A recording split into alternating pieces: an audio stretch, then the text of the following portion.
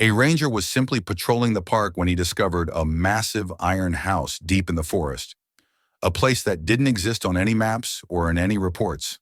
No roads, no explanations. What he began to uncover next should never have existed at all. Watch till the end. Tell us in the comments why you think this house was here and where you're watching from. Subscribe if you enjoy stories that were meant to be forgotten. The patrol began like dozens before it, with the same quiet rhythm that had shaped the ranger's years in the forest. The route was familiar to the point of becoming almost invisible. The gentle slope that descended toward the northern ravine, the stretch of firs where the ground remained damp long after rain, the clearing where the wind always seemed to pause before continuing deeper into the trees. Nothing in this section of the reserve demanded special attention. It was land that had been walked, measured, and memorized over time. Its boundaries reinforced not only by maps, but by habit. The ranger moved through it without hurry, guided as much by memory as by direction, aware of every bend and rise without consciously naming them. This forest had a consistency that rarely betrayed itself. It aged slowly and predictably, its changes announced in fallen trunks, new undergrowth, or the gradual thinning of old stands.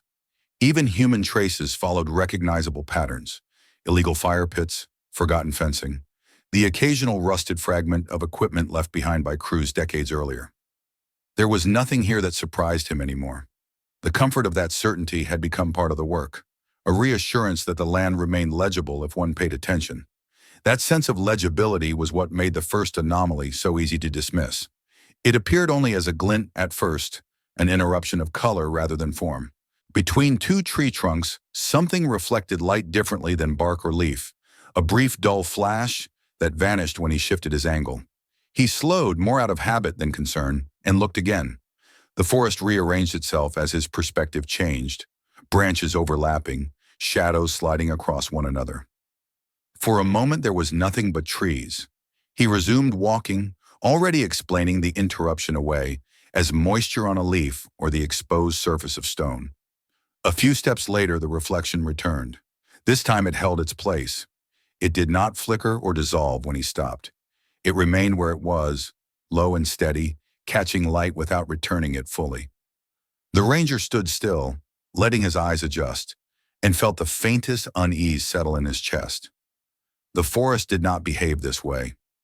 Natural surfaces reflected light in ways that shifted with movement, but this was fixed, indifferent to his presence. He stepped off the established path, moving carefully, scanning the ground as he went. The undergrowth showed no sign of regular passage. Moss lay thick and undisturbed, and fallen needles formed a continuous mat that had not been broken by boots or wheels. Whatever lay ahead had not drawn traffic in a very long time. The shape emerged gradually, as though the forest were reluctant to reveal it all at once. First there was a plane, flat and vertical, interrupting the irregular geometry of trunks and branches. Then an edge, unnaturally straight. As he advanced, the suggestion of structure became undeniable. The material was metal, dull and weathered, its surface darkened by age and exposure. It did not gleam. It absorbed light, holding it without warmth. When the full extent of the object finally came into view, the ranger stopped. The building stood among the trees as if it had always been there, and yet clearly did not belong. It was enormous, far larger than any structure he had encountered in this section of the forest. Its walls were formed from heavy metal sheets, riveted together in overlapping seams that spoke of industrial construction rather than habitation.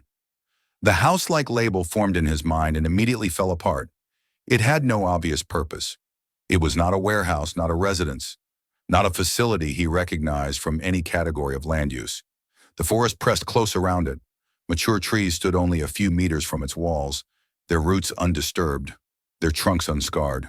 There were no clearings, no signs of earthworks, no evidence that the land had ever been leveled to accommodate construction. The ground rose and fell naturally around the base of the structure, as though the building had been lowered into place rather than built there. He walked slowly along one side, keeping a measured distance. The metal was cold even in appearance, its color muted to a lifeless gray-brown by years of oxidation. There were no markings of ownership, no warning signs, no faded insignia. Not even a number, The absence was deliberate enough to feel intentional, yet it did not read as secrecy in the usual sense. Nothing was hidden, nothing was explained. The scale of the building became more apparent as he moved. Its length extended beyond what he had initially perceived, disappearing behind a dense stand of trees before re-emerging on the far side. Portions of it were obscured by branches and foliage, as though the forest itself had chosen to shield parts of the structure from view. The effect was unsettling. It made the building seem larger than it already was, its boundaries uncertain. What troubled him most was not the structure itself, but the complete lack of context around it. There was no road leading to it, not even the remnants of one. No compacted soil, no gravel, no drainage channels. The trees surrounding the building were old, their growth rings suggesting they had stood there long before the ranger's tenure, and long before any recent construction could have taken place. If heavy machinery had been brought in, it had left no trace. If workers had come here, they had vanished without disturbing the ground. He paused at one corner and listened. The forest sounded as it always did. Wind moved through the canopy. Somewhere in the distance, a bird called and was answered. Insects hummed with quiet persistence. There was no mechanical echo, no hollow reverberation that might suggest hidden activity. The building did not hum, did not breathe, did not announce itself in any way. It simply stood. The ranger approached the nearest opening, which could only be called a door by convention.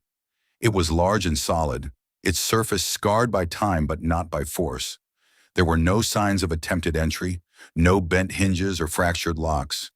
In fact, there was no visible locking mechanism at all.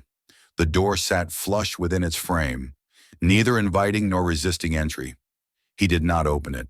Standing there close enough to touch the metal if he chose, he felt the weight of the structure in a way that went beyond its physical mass.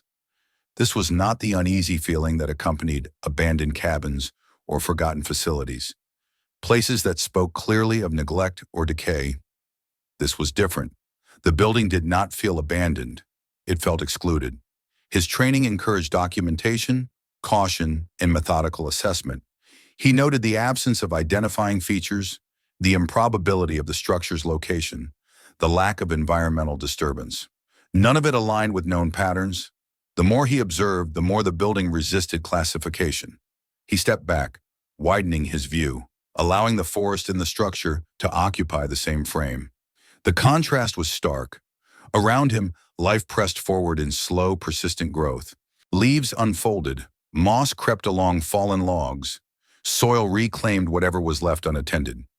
Against that living backdrop, the metal building stood inert and unresponsive, immune to decay in a way that felt unnatural without being impossible. The ranger realized then that his discomfort stemmed not from fear, but from contradiction. Everything he knew about land management, about the interaction between human construction and natural reclamation, insisted that this place should not exist as it did. And yet it did. He marked the location mentally, anchoring it to landmarks he knew he could find again. He told himself that answers would come later, that records and maps would explain what his eyes could not. Still, as he turned to leave, he felt the subtle shift that comes when certainty gives way to question. The forest closed around him as he stepped back onto familiar ground, but the sense of familiarity did not fully return. Behind him, the metal structure remained where it was, silent and unmoving, offering no resistance to being forgotten and no reassurance that it should be. For the first time in years, the ranger carried something unseen with him as he continued his patrol. The knowledge that within the boundaries he believed he understood, there existed an object without a name, and that its presence would not be so easily reconciled with the order he trusted. The ranger returned to the place the following morning with the quiet certainty that comes when a question refuses to loosen its grip. The forest greeted him as it always did, unchanged and indifferent. But the sense of familiarity he usually drew from it felt thinner now, stretched by the memory of metal where none should have been. He followed the same landmarks he had fixed in his mind the day before, moving with deliberate care, as though the forest itself might object if he approached too directly. When the structure emerged again between the trees, it looked no different than before. The same muted metal, the same massive stillness. In daylight, its presence felt no less wrong. If anything, the clarity of morning emphasized the contrast between the living forest and the inert form embedded within it. The building did not seem older or newer in the light. It simply existed, unchanged by the passing of hours. He approached the door he had stood before the previous day. Up close, the metal revealed a texture shaped by time rather than use. Oxidation had dulled its surface, but there were no deep gouges, no scars of repeated impact. This was not neglect born of abandonment. It was the quiet aging of something left undisturbed. He placed his hand against the door, feeling the chill seep through the glove, and pushed. The door opened with a measured resistance, heavy but obedient. It did not creak. It did not protest. The sound it made was brief and muted, swallowed quickly by the surrounding air. Beyond the threshold, the interior waited in shadow. The temperature changed immediately as he stepped inside. The air was cooler, denser, carrying the faint metallic scent of enclosed space. Light filtered in only through the open doorway, spreading across the floor in a pale, narrow band. The rest of the interior remained subdued, not fully dark, but withdrawn, as though unwilling to present itself all at once. The first room offered no explanation. It was empty in the way only intentional emptiness can be. The walls were bare metal, uninterrupted by decoration or signage. The floor was smooth but worn, its surface marked by countless small abrasions that suggested movement over time. There was no furniture, no machinery, nothing to anchor the space to a clear purpose. It felt less like a room and more like a pause between decisions. He moved deeper, guided by the structure itself rather than any clear road. The corridors were narrow, their proportions inconsistent, bending slightly where logic would suggest they should run straight. Some ended abruptly, terminating in blank metal walls. Others opened into rooms that were too large or too small for any obvious use. The architecture resisted intuition. Every step forward seemed to require reassessment. As he explored, the sense of deliberate design became harder to ignore. The layout was not chaotic, it was selective. Spaces connected and disconnected in ways that felt purposeful without being functional. It was as if the building had been constructed to manage presence rather than activity, to separate and contain without committing to permanence. There were signs that people had been here, subtle ones, areas where the floor showed heavier wear, suggesting repeated passage. Walls where the metal bore faint discolorations, marks left by contact over long periods. In one room, the ranger noticed indentations along the wall at regular intervals, as though something had been mounted there and later removed with care. Yet nowhere did he find the residue of individuality. No names scratched into surfaces, no personal objects forgotten in corners. Whatever life had occupied these spaces had been carefully erased. The deeper he went, the more the building's internal logic revealed itself as something cold and administrative. Rooms were arranged to limit sightlines. Corridors narrowed where they approached intersections, forcing those who moved through them to slow. Some spaces were accessible only through others, ensuring that passage was controlled and sequential. This was not architecture meant for comfort or efficiency. It was architecture meant for oversight. He paused in a chamber that felt central, though nothing marked it as such. The ceiling was higher here, the walls further apart. The room held no equipment, but the acoustics changed subtly, sound lingering just a fraction longer than elsewhere. Standing there, the ranger felt a quiet pressure, the sense of being positioned rather than welcomed. It was the kind of space designed to receive without offering. The absence of personal effects troubled him more than their presence would have. Even in temporary shelters or emergency facilities, traces of human life tend to persist. Here, the removal had been thorough. Beds had been taken away, leaving only the faint outlines where they once stood. Storage spaces were empty, their shelves bare but clean. This was not the disorder of sudden departure. It was the residue of a planned conclusion. As he continued, the ranger became increasingly aware of how the building shaped movement. There were no long, open sightlines. Corners came frequently, obscuring what lay ahead until the last moment. The effect was subtle but unmistakable. Anyone inside would have been guided, constrained, made aware of their position within the structure at all times. Freedom of movement existed, but only within parameters set by someone else. He found no signs of damage caused by panic or conflict. No bent metal, no shattered fixtures, no evidence of force. The building had not been overrun or abandoned in crisis. It had been emptied with intention. Whatever process had ended its use had unfolded without urgency, perhaps even without disagreement. This realization settled heavily as he made his way back toward the entrance. The structure did not feel like a forgotten relic. It felt like the remainder of a decision that had been carried out quietly and then deliberately set aside. The building had not been locked away or destroyed. It had simply been left to exist without acknowledgement. Stepping back into the daylight, the ranger felt the forest reclaim his senses. The air warmed. The sounds returned with clarity. Yet the transition offered no relief. Instead, it sharpened the contrast between the living world outside and the controlled stillness within the metal walls. He stood for a moment, looking at the building from a distance once more. From the outside, it offered no hint of the internal complexity he had just traversed. It remained mute and unreadable, its purpose concealed not by secrecy, but by omission. As he turned away, he knew that observation alone would not resolve what he had encountered. The structure's meaning did not lie in its physical presence, but in the systems that had allowed it to be built, used, and abandoned without record. The forest could not answer those questions. For that, he would have to look elsewhere. Behind him, the door remained as he had left it, neither open nor closed in any meaningful sense. And as he walked back through the trees, the ranger carried with him the growing certainty that the building's true logic extended far beyond its walls, into places where responsibility dissolved and decisions were made without names.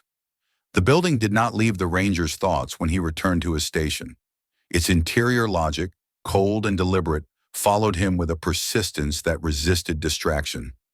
He found himself replaying the layout in his mind, the narrowed corridors, the purposeless rooms, the way the structure seemed designed to manage presence rather than activity. Physical exploration had reached its limit. What remained was to understand how such a place could exist at all. He began with the maps. At first, he treated the task as routine. Digital topographic charts, satellite imagery, boundary overlays, tools he had used countless times to confirm trails, watercourses, and protected zones. He entered the coordinates he had recorded, adjusted them slightly to account for margin of error, and waited for the familiar interface to respond with clarity. It did not. The forest appeared as expected, contour lines tracing elevation, shaded relief indicating slopes and valleys, vegetation indices confirming density and age. But where the building stood, there was nothing. No anomaly, no interruption. Just forest, unbroken and uninterrupted, rendered in clean, official lines. He cross-checked older data sets, pulling records from previous decades. The terrain remained consistent. The trees aged backward predictably.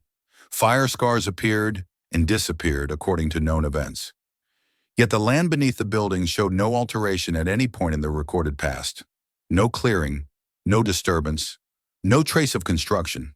He leaned back in his chair, unsettled not by what he saw, but by what he did not. Next came the cadastral records. Land ownership was rarely elegant, especially in areas that shifted between conservation, development, and federal oversight. Still, it followed patterns. Parcels were numbered, boundaries were revised, disputes left trails of amendments and annotations. Even confusion left evidence of itself. Here the confusion was complete. The parcel corresponding to the building's location appeared briefly in records from decades earlier, then dissolved into ambiguity. Its designation shifted between agencies without explanation. In one year, it was listed as part of a protected buffer zone. In another, it fell under provisional federal management. Later, it was referenced only as an adjacent area, its status implied but never defined. No single entity ever claimed it outright. No agency appeared willing to finalize responsibility. The land hovered between jurisdictions, its existence acknowledged only indirectly, like a footnote no one wanted to expand. He followed the thread deeper into archived correspondence. The pattern became clearer as he read. Memos referencing pending decisions, reports marked incomplete, requests for clarification answered with deferrals. Each agency cited another as the appropriate authority. Each transfer of responsibility reduced the urgency to resolve anything at all. The land was not contested because no one wanted it. It was simply easier to let it remain undefined. The building itself appeared nowhere in these documents. There were no permits, no environmental impact assessments, no construction approvals. Yet subtle references emerge, vague mentions of temporary infrastructure, neutral phrases describing non-standard facilities or interim accommodations, always framed as provisional, always lacking specificity. He realized then that the absence of documentation was not an oversight. It was the condition that allowed the structure to exist. During the period when the building appeared to have been constructed, the administrative boundaries governing the forest were in flux. Responsibilities overlapped, mandates blurred, and long-term planning gave way to short-term solutions. In such conditions, actions could be taken without ownership. Decisions could be made without permanence. The building did not need approval if it was never meant to endure on paper. The ranger found himself tracing timelines rather than facts. A particular span of years emerged as significant. It was a period marked by regional upheaval, large-scale relocations, and policy shifts driven by urgency rather than consensus. Agencies were tasked with responding quickly, often without clear frameworks. Temporary measures became common, justified by necessity and shielded by complexity. Within that context, the building began to make sense. It was not an illegal structure in the conventional sense. It was not hidden, nor was it protected. It existed because it occupied a gap between definitions. No regulation forbade its presence, because no regulation accounted for it. No one claimed it, because claiming it would require explanation. The ranger felt a growing unease as he considered the implications. The building was not the product of secrecy, but of fragmentation. It was what remained when responsibility was divided too finely to be grasped. He returned to the maps one last time, overlaying administrative boundaries from different years. The land beneath the structure slipped between them like water through fingers. At no point was it fully enclosed within a single authority. It was always adjacent, provisional, awaiting reassignment that never came. This was how the building endured. By the time he closed the files, dusk had settled outside the station. The forest beyond the windows darkened into silhouettes, its complexity reduced to shadow and suggestion. He understood now that the structure's physical presence was only part of its story. Its true substance lay in the systems that had allowed it to appear without acknowledgement and persist without maintenance. The ranger felt the weight of that realization settle slowly. The building was not an anomaly because it had been forgotten. It had been created in a space where forgetting was built into the process. As he prepared to leave for the night, he knew that understanding the land was only the beginning. If the structure had been placed there to serve a purpose, that purpose would not be found in permits or boundaries. It would be found in what had passed through the building and in what had quietly failed to leave. The forest outside remained unchanged, vast and indifferent, but within it lay a piece of land that did not exist in any official sense, and on that land stood a structure whose silence was no longer empty. The documents the ranger uncovered in the days that followed did not announce themselves as revelations. They were ordinary in appearance, buried among routine reports and administrative summaries, their language deliberately neutral. If he had not been looking for patterns rather than answers, he might have read past them without pause. Yet now, with the image of the metal structure fixed in his mind and the knowledge of the land's bureaucratic absence weighing on him, these fragments took on a different gravity. The first references were subtle. A line in an annual summary noting the temporary placement of displaced individuals pending reassignment. A logistical memo outlining short-term accommodation needs during a period of regional transition. None of the documents named locations. None provided specifics. They existed only to acknowledge movement, to confirm that a process had occurred without anchoring it to place. As the ranger followed these threads, a narrative began to emerge. Several years earlier, a large-scale relocation effort had been initiated in response to changing conditions elsewhere. Communities were moved, facilities closed, and populations reassigned according to newly drawn priorities. On paper, the process was clean. People were transferred from one category to another, from one jurisdiction to the next. The language of the reports emphasized completion, resolution, and progress. What the reports did not explain was where the interim periods had been spent. A recurring phrase appeared in multiple documents: temporary placement, It was never elaborated upon. There were no addresses, no site codes, no descriptions of facilities. The phrase served its purpose without inviting scrutiny. Temporary implied brief. Placement implied order. Together, they suggested a gap too small to warrant attention. The ranger began to cross-reference names where they appeared, tracing them forward through subsequent records. Most of the individuals followed predictable trajectories. After a short delay, they were reassigned, resettled, or absorbed into new administrative categories. Their presence in the system continued uninterrupted, their paths altered but intact. Others did not. In several cases, the paper trail ended abruptly after the notation of temporary placement. There was no record of reassignment, no confirmation of arrival elsewhere. These individuals did not appear in later summaries, nor were they listed among those officially discharged or removed. They simply vanished from the records, their absence masked by the scale of the operation and the volume of data surrounding it. At first, the ranger assumed clerical error. Large systems lose information, files are misplaced, entries go unrecorded. But the pattern persisted. The same phrasing preceded the disappearance each time. Temporary placement, the same vague language, the same silence afterward. He returned to the building in his thoughts, to its featureless rooms and careful erasure of individuality. The connection formed slowly, resisted at first by his own reluctance to draw conclusions without proof. Yet the alignment was difficult to ignore. The structure's design, its emphasis on containment without permanence, matched the administrative tone of the documents precisely. The building had been a pause in the system. As he read deeper, the ranger found references to capacity constraints and resource limitations. During the height of the relocation effort, existing facilities had been overwhelmed. Decisions were made quickly, often provisionally, to manage overflow. The language used to describe these measures avoided specificity, focusing instead on flexibility and adaptability. Temporary solutions were praised for their efficiency. Nowhere was there an acknowledgement of duration.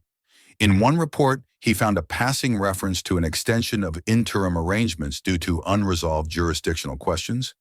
The phrasing was almost apologetic, as though the delay were an inconvenience rather than a condition.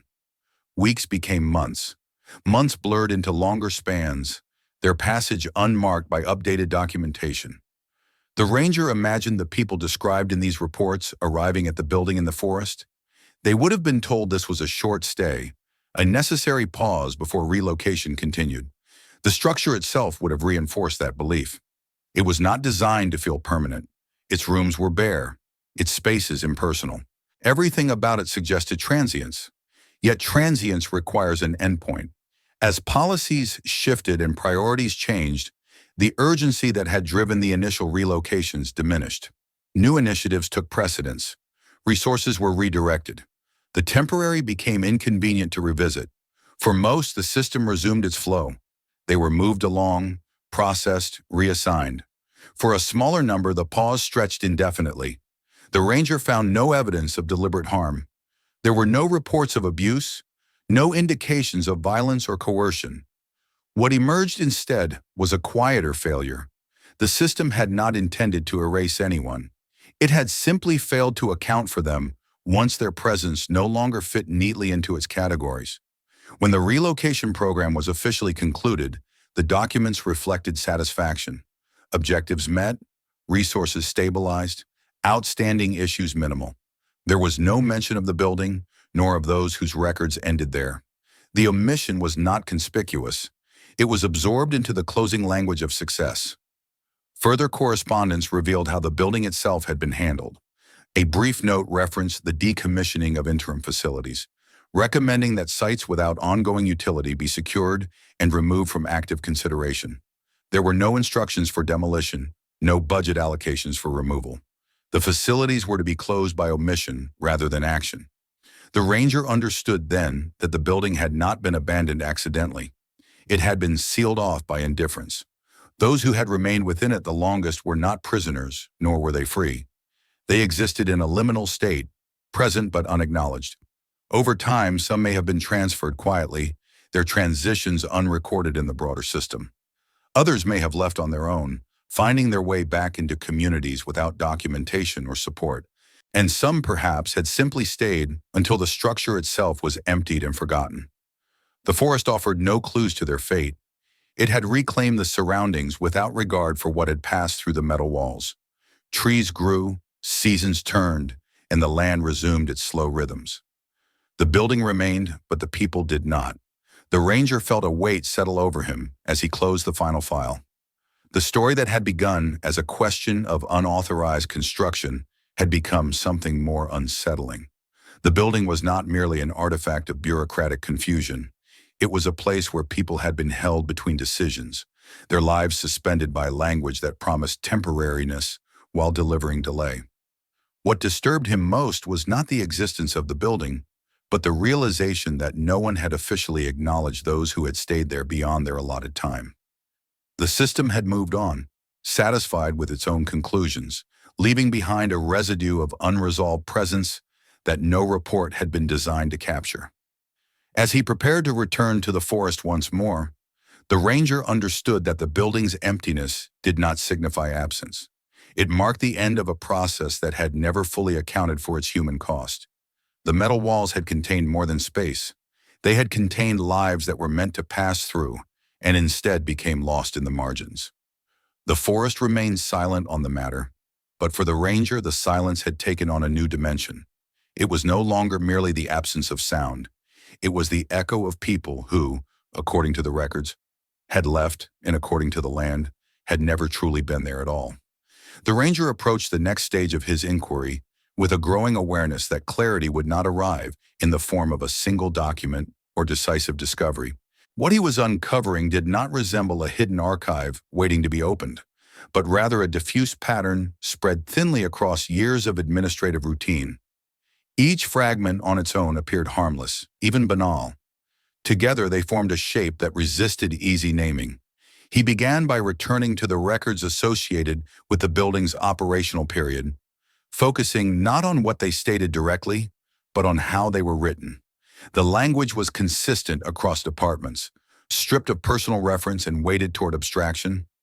Individuals were reduced to entries, entries to counts, counts to logistical considerations. Names appeared rarely, and when they did, they were often followed by identifiers that replaced rather than supplemented identity. Numbers, codes, temporary classifications. The people themselves were present only insofar as they affected capacity, duration, and compliance. In several internal summaries, the ranger noticed a peculiar formatting choice. Lists were maintained meticulously, but without the contextual markers that would normally allow a reader to trace responsibility. Dates were recorded, but not always aligned with actions. Signatures were replaced by departmental stamps. The effect was subtle but cumulative. No single person appeared to authorize anything. Decisions existed, but decision-makers did not. As he studied these materials, the interior of the building returned vividly to his mind. The rooms without purpose, the corridors that constrained movement, the spaces that seemed designed to separate without isolating completely. The architecture mirrored the documentation with uncanny precision. Just as the rooms denied function while enforcing order, the records denied authorship while enforcing procedure. The ranger turned his attention to the few physical remnants he had documented inside the structure. In one room, he had noted faint impressions on the wall, evenly spaced and identical in shape. At the time, he had assumed they marked the former placement of storage units or temporary fixtures.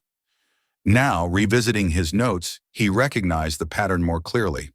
The impressions corresponded to standardized mounting systems, the kind used for removable identification boards or notice frames. Whatever had once been displayed there had been taken down deliberately, leaving no trace of its content. Elsewhere, he had observed shallow grooves along the floor, running parallel to one another. They suggested repeated movement of uniform objects, perhaps beds or partitions, arranged and rearranged according to shifting needs. Nothing in the building indicated long-term settlement. Everything pointed toward adjustability. People could be added, removed, repositioned. The space adapted to numbers, not to lives. This realization sharpened the ranger's understanding of the system that had produced the building. It was not designed to disappear people violently or overtly. Its function was more insidious. It absorbed individuals into a process that acknowledged their existence only provisionally. While they remained within its walls, they were neither fully present nor formally absent. They existed in suspension, their identities flattened into administrative placeholders. The documents reinforced this conclusion. In several reports, the ranger found references to compliance metrics and occupancy thresholds. Success was measured not by outcomes for individuals, but by the maintenance of acceptable ratios. When numbers exceeded capacity, transfers were initiated. When they fell below minimums, consolidation occurred. Nowhere was there concern for continuity of personal records across these transitions. The ranger imagined how this would have felt from the inside. Arrival at the building would have been framed as temporary, an interim measure necessitated by broader circumstances. The lack of personalization would have reinforced that message. No one would have been encouraged to settle, to invest, to expect permanence. The building itself would have communicated impermanence through its emptiness and restraint. Yet impermanence, when extended indefinitely, becomes a form of erasure. The ranger found a particularly telling set of documents buried in a larger audit of interagency coordination. These pages focused on data reconciliation, identifying discrepancies between reported figures and archived totals. Several anomalies were noted, but dismissed as acceptable variance given the scale of operations. Among these were references to unresolved entries, individuals whose status could not be conclusively determined at the time of review. The recommendation was to flag them for future clarification. There was no evidence that such clarification ever occurred. Instead, subsequent audits no longer mentioned the discrepancies. The unresolved entries were absorbed into revised baselines, their absence normalized through recalculation. The system adjusted itself around the missing data, preserving its appearance of accuracy without addressing the underlying loss. This, the ranger realized, was how the unnamed were created, not through a single act of neglect, but through a sequence of small adjustments that collectively erased traceability. Each recalculation smoothed over uncertainty. Each omission reduced complexity. Over time, the people who had passed through the building ceased to exist as individuals within the system. They became statistical noise, then nothing at all. The building had served as a buffer during this process. It was the physical space where individuals could be held while their administrative identities dissolved. Inside its walls, time lost its usual significance. Days were not marked by progress, only by waiting. Weeks passed without confirmation. Months stretched without resolution. The structure's very design reinforced this stasis, offering no cues for forward movement. When the system eventually shifted its focus elsewhere, the building no longer fit into any active framework. It was neither necessary nor problematic. It was simply irrelevant. The people within it, by then reduced to unresolved entries, followed the same trajectory. Without formal recognition, there was no mechanism to account for their continued presence. The ranger closed the files slowly, feeling the weight of what he had uncovered settle into something heavier than professional concern. This was not a story of cruelty in the conventional sense. There were no villains to name, no explicit orders that condemned anyone. What he had found was a failure distributed so broadly that it belonged to no one in particular. The building stood as the material expression of that failure. Its emptiness now did not absolve the process that had animated it. On the contrary, the absence of people made the pattern clearer. They had been unnamed not because they lacked identities, but because the system had found it convenient to stop recording them. As the ranger prepared to move on to the next phase of his inquiry, he understood that the most disturbing aspect of the building was not what had happened within its walls, but how easily it had been possible. The forest had concealed the structure physically, but the real concealment had occurred on paper, through language that reduced human presence to manageable abstractions. The people who passed through the Iron House had not been imprisoned, nor had they been forgotten in the usual sense. They had been transformed into something easier to handle than memory, and in that transformation, they had slipped beyond the reach of any system designed to protect or acknowledge them. The ranger knew now that the building's silence was not accidental. It was the final stage of a process that had begun with temporary measures and ended with permanent absence. And as he turned his attention toward understanding how the building itself had been allowed to remain standing, he carried with him the unsettling knowledge that its emptiness was not a void, but a record written in omissions. By the time the ranger turned his attention to the final administrative phase of the building's existence, the pattern no longer surprised him. What unsettled him was not the discovery of new inconsistencies, but the calm inevitability with which each unanswered question led to another absence. The house in the forest had not survived because it was protected or concealed. It had survived because no one had ever formally decided to end it. He began by searching for the moment that should have marked the building's conclusion. Facilities, even temporary ones, leave trails when they are decommissioned, orders are issued, assets are inventoried, responsibilities are reassigned. Even neglect generates paperwork, if only to acknowledge that something is being left behind. Yet in the case of the Iron House, there was no such marker. The record simply stopped. The relocation program that had justified the building's creation ended with the language of completion. Final reports summarized outcomes, praised efficiency, and closed with forward-looking recommendations. The tone was confident, almost relieved. Whatever challenges had existed were framed as resolved. The system moved on, satisfied with its own narrative. The building did not appear in those conclusions. The ranger searched for references to closure, dismantling, or transfer of the structure. He found none. There was no demolition order, no environmental review, no budget request for removal. Even a directive to secure the site was absent. The house had not been shut down in any formal sense. It had simply ceased to be relevant. This omission, he realized, was deliberate in its own way. Closing the building would have required acknowledging its existence in explicit terms. It would have demanded ownership, accountability, and justification. Someone would have had to explain why it was built, how it was used, and what had occurred within its walls. In the absence of such willingness, doing nothing became the safest option. The ranger uncovered a brief internal recommendation that hinted at this logic. The document, buried deep in a chain of correspondence, advised against further action regarding interim facilities no longer aligned with operational priorities. The phrasing was careful, almost evasive. It did not instruct anyone to abandon the buildings. It merely suggested that attention be redirected elsewhere. The implication was clear. Neglect was preferable to inquiry. From that point on, the house existed outside the flow of administrative time. It was no longer updated, reviewed, or referenced. It was not classified as active, nor was it officially retired. It occupied a limbo similar to that of the people who had once stayed within it. Neither present nor absent, neither acknowledged nor denied. The ranger considered how this decision would have played out on the ground. There would have been no ceremony, no final inspection. Perhaps a small team arrived to remove what little equipment remained. Perhaps they did not. Perhaps a door was closed for the last time, or perhaps it was left as it stood. The records offered no guidance. The end was as unremarkable as the beginning. What followed was not destruction, but erasure by indifference. Years passed. Administrative boundaries shifted again.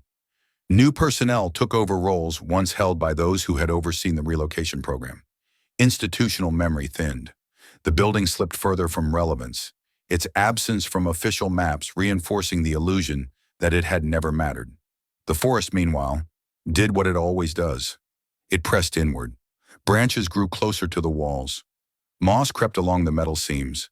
Leaves accumulated against the base of the structure, season after season, forming layers that softened its edges. From a distance, the house began to resemble a natural anomaly rather than a human artifact. The ranger understood that this was no accident. Leaving the building to the forest was not merely a matter of convenience. It was a strategy. Nature became a cover, time a collaborator. As long as the structure remained unremarked upon, it posed no threat. It asked no questions. It required no answers. He found himself reflecting on how often systems rely on this quiet dissolution, not through destruction, but through neglect, not by confronting past actions, but by allowing them to fade beyond the horizon of concern. The Iron House embodied that approach perfectly. Its continued existence did not contradict the official narrative, because it had been written out of the narrative altogether. Standing once more at the edge of the forest, the ranger looked at the building with new understanding. It was not a relic waiting to be rediscovered. It was a remainder, a physical residue of decisions that had never been concluded. Its walls did not enclose secrets so much as they enclosed avoidance. The most unsettling realization came when he considered how easily the house could have disappeared without anyone noticing. A few decades more, and corrosion might weaken its structure. Trees might fall against it, collapsing sections of the roof. Eventually, it could become indistinguishable from other ruins scattered across forgotten landscapes. When that happened, there would be no record to contradict the official silence. Yet it had not reached that point. Not yet. The ranger felt the weight of his position more keenly now. By discovering the house, by tracing its administrative ghost, he had reintroduced it into awareness. The building's continued invisibility depended on no one asking questions, and now at least one person had. As he prepared to confront the final implications of that awareness, he understood that the house's greatest significance lay not in what it had been used for, but in how it had been allowed to remain. It was a monument to unfinished responsibility, standing not because it was protected, but because acknowledging it would have required an honesty the system had chosen to avoid. The iron house remained in the forest, cold and unmoving, a structure that had never been closed because closing it would have meant admitting it was ever open at all. The ranger did not return to the forest immediately after understanding why the house had never been closed. For the first time since he had discovered it, he hesitated not out of fear, but out of awareness. The building no longer felt like an object to be examined. It felt like a boundary he had already crossed. By naming it in his thoughts, by tracing its origins and its abandonment, he had altered its status. The house was no longer merely standing in the forest. It existed again, at least for him, and that realization carried consequences he could not yet measure. In his office, surrounded by maps, reports, and the quiet machinery of routine administration, the ranger tried to imagine what would happen if he took the next logical step. A formal report, an official inquiry, even a brief notification to a higher authority. Each option unfolded in his mind not as resolution, but as a cascade. The building would require classification. Jurisdiction would need to be assigned. Questions would be raised about responsibility, about legality, about the people who had passed through its walls and vanished into administrative silence. He understood now why no one before him had chosen to complete that process. The system was not designed to absorb such anomalies cleanly. It relied on continuity, on the assumption that every action could be traced back to an authorized decision. The Iron House disrupted that assumption. It had been created precisely because authorization had been diffuse, because urgency had replaced clarity, because temporary measures had been allowed to stand without end dates. To bring the house back into the official world would mean forcing the system to confront a version of itself it preferred to forget. The ranger reviewed the options again, this time without seeking comfort in procedure. If he reported the building, it would not simply be recorded and resolved. It would be examined, contested, reframed. Agencies would begin to shift responsibility, just as they had before. Each would search for language that minimized exposure, that emphasized context, that transformed oversight into inevitability. The house would become a problem to be managed, not a truth to be acknowledged. And yet doing nothing was also a decision. He thought of the people who had stayed within the building, those who had been told their presence was temporary, whose lives had been paused by phrases that promised resolution while deferring it indefinitely. Their absence from the records was not an accident. It was the result of choices made easier by silence. The house remained because silence had proven effective. The ranger returned to the forest alone on a gray afternoon, the kind that muted color without erasing it. The trees stood heavy with moisture, their branches unmoving in the still air. The building emerged once more between them, unchanged, its metal surface dull and unreflective beneath the overcast sky. Standing before it now, he felt no urge to enter. He had already walked its corridors, already understood its logic. What mattered was not inside. What mattered was the fact that it stood where it did, unmarked and unclaimed, a physical manifestation of administrative absence. He circled the structure slowly, allowing himself to see it not as an anomaly, but as a consequence. The forest around it was alive, adaptive, indifferent to human systems. It had grown around the building without resistance, absorbing it into the landscape without judgment. The house had not been hidden. It had simply been left alone long enough to blend into neglect. The ranger realized then that the building did not demand exposure in the way secrets do. It did not need to be revealed dramatically or dismantled decisively. Its power lay in its quiet persistence. It was a legal shadow, cast not by intention, but by avoidance.